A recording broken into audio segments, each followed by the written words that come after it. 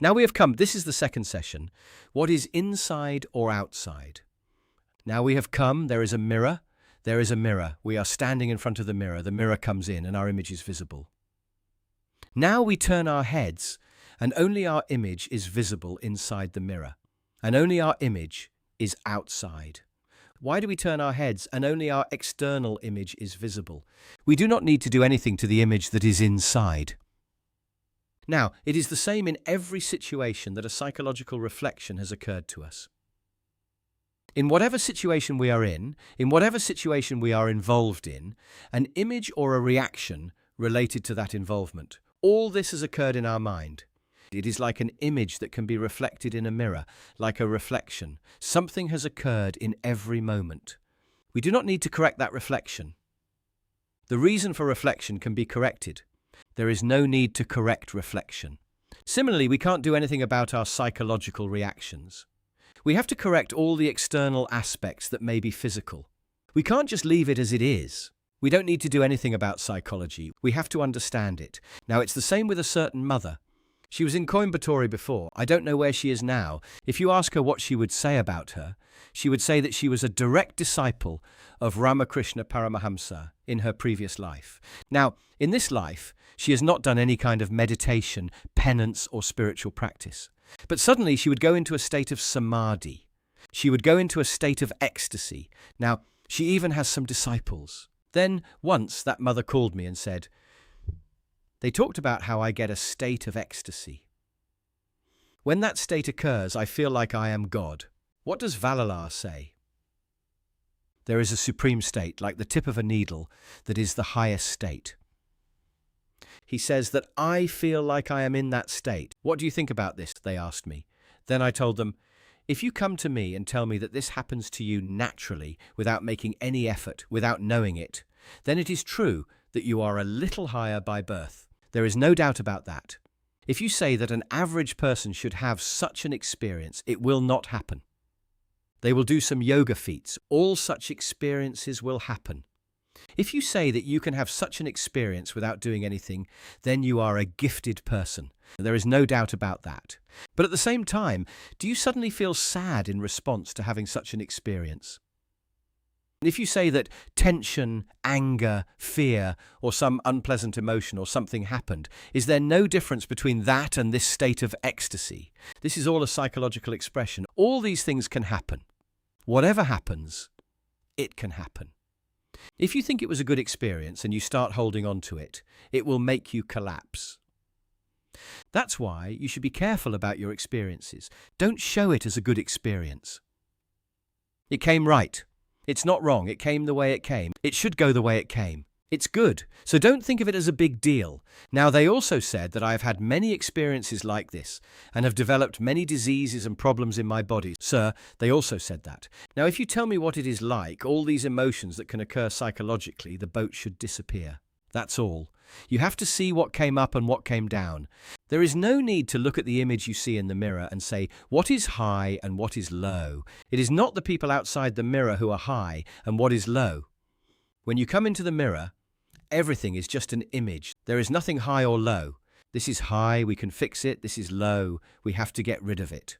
All this is just an image. It is all invisible. We can use it by looking at it. And if you say that you can scratch your head by looking at what is in the mirror, you can use it by looking at the mirror.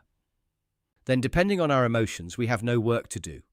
Depending on emotions, you have to let go of your emotions. Now, for example, we have bought a new bike or car. Let's say that the car company is our friend. He paid all our money, paid all the money, finished everything, finished. We are at our doorstep.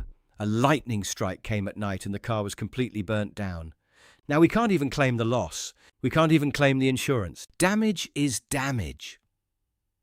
What emotion comes to our mind now? We only feel sad because we have a heavy loss. If you tell us what this is, if you tell us that a situation was like this, that kind of reaction will come. Now, we have no work to do. If we come and have insurance, we can make an insurance claim. We can try to get it back. There is no scope here. It has been completely destroyed. But even so, that mind comes and tells us that this has happened to us and it has caused us unbearable grief. Now, what is this grief related to? There is nothing we can do about it, but it has come. When we come into a situation and represent that situation, an emotion will inevitably come to us, but we have nothing to do with that emotion. Now, we can't fix anything. There is no way to fix the outside and get rid of that emotion. Then, as far as the inside is concerned, you have no other way than to pretend that it is natural. Now, in the same way, we have come and bought another car, a new one. We have taken out all the insurance, everything is properly registered. We have settled it at the door. A thief came and took it away. Now, what will be the regret in our mind? We will still be regretful because the car has left us. But at the same time, as far as the inside is concerned, there is nothing we can do to fix that regret. The regret will be like that. Whoever is in this kind of situation, the regret will be like that. As far as the inside is concerned, there is nothing we can do, but we have work to do on the outside.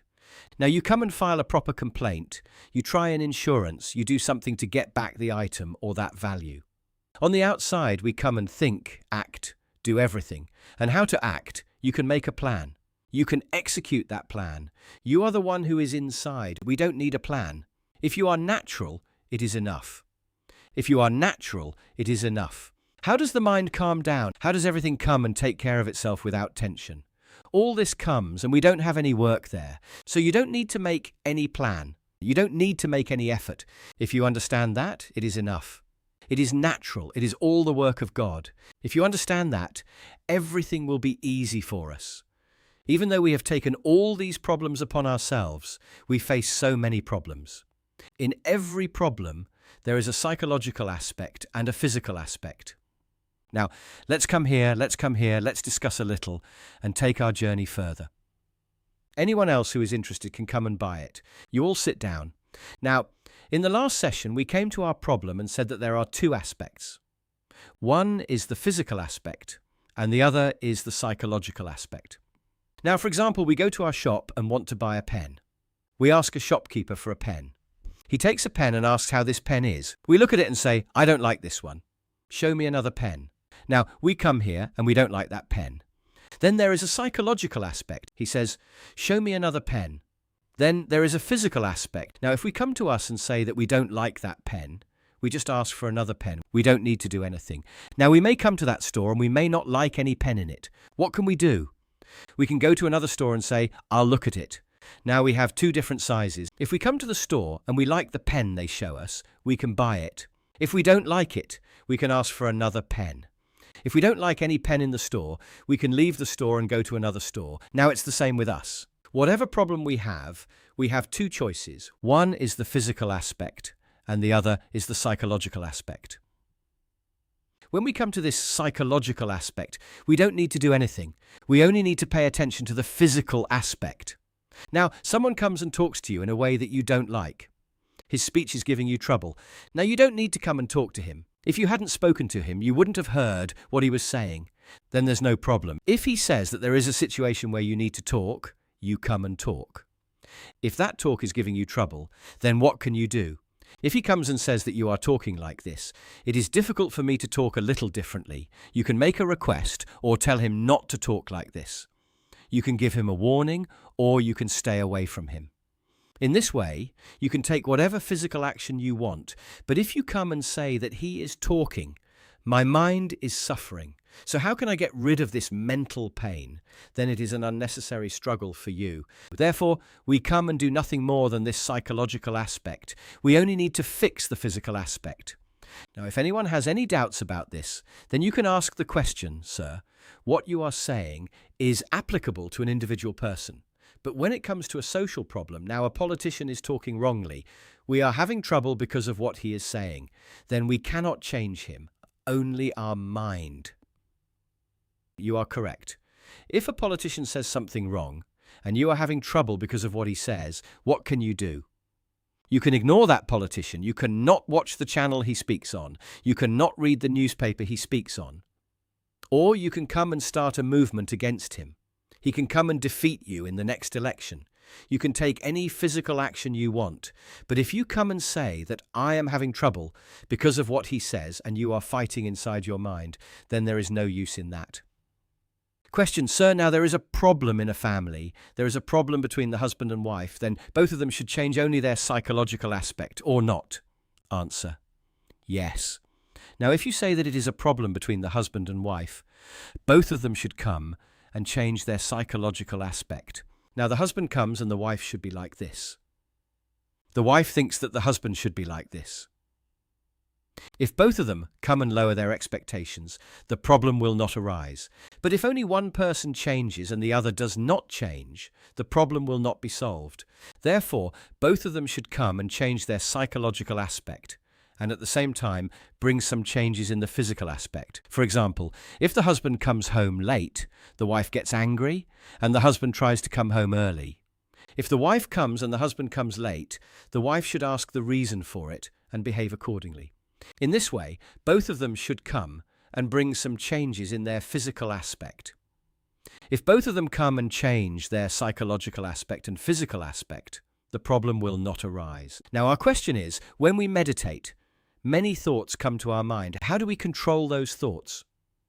The answer is that when you meditate, thoughts come to your mind. There is no need to control those thoughts. Just be a witness to those thoughts. Those thoughts will come and go. If you do not identify with those thoughts and are a witness, those thoughts will be contained. But if you try to control those thoughts will come even more.